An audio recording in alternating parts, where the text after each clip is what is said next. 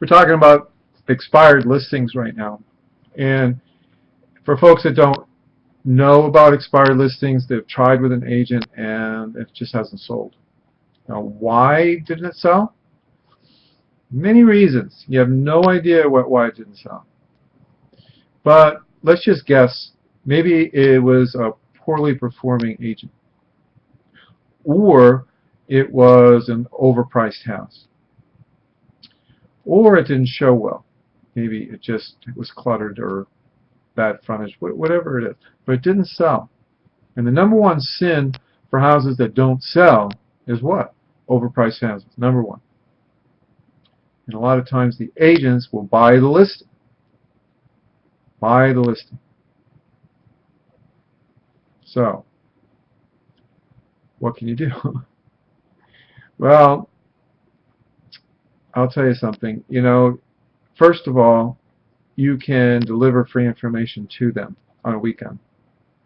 And if you know the listing is expired, you have to understand, have empathy for the home seller that has a listing that has just expired.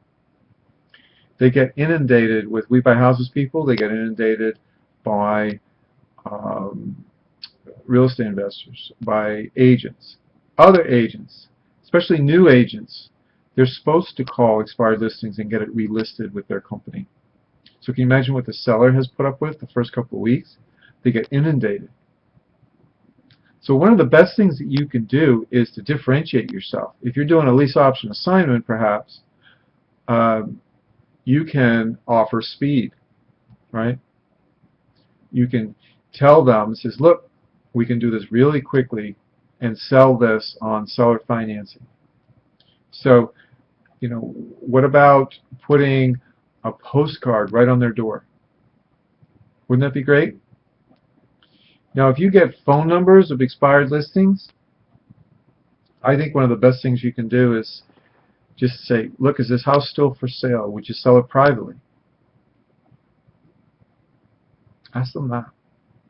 Because what's the ideal thing that they want? They want the house still sold, right? If they have to show it themselves and take care of it themselves, they will. But they've already tried to sell it. And if you come off like an agent or an investor, they don't want to talk to you. So is this house still for sale? Would you consider selling it privately? I know it was listed, wasn't it? And then just go over there. If it's a perfect area, a perfect house, and it's for sale, then walk through it and act very enthusiastic, like an enthusiastic buyer. But make sure when you walk through it, I think it's so important to get both decision makers there. Whoever's on the deed, get both decision makers there. Now, if there's only one person there, still walk through it, but walk through it quickly. And just say, thank you for showing me the house. What is it going to take for us to have a meeting with you and your husband, or you and your wife? Okay. Then you need to show them 2 or 3 ways to buy it. All cash, either do a lease option assignment, or subject to, if they're really motivated. Or if there's a lot of equity, what would you do? You would offer some kind of seller financing, owner financing. Okay. And be nice. That's what I would do with expired listing. Okay? Because you've got to remember that they're being inundated with other agents and other real estate investors. If you come off like a buyer and just basically say that, is this house still for sale?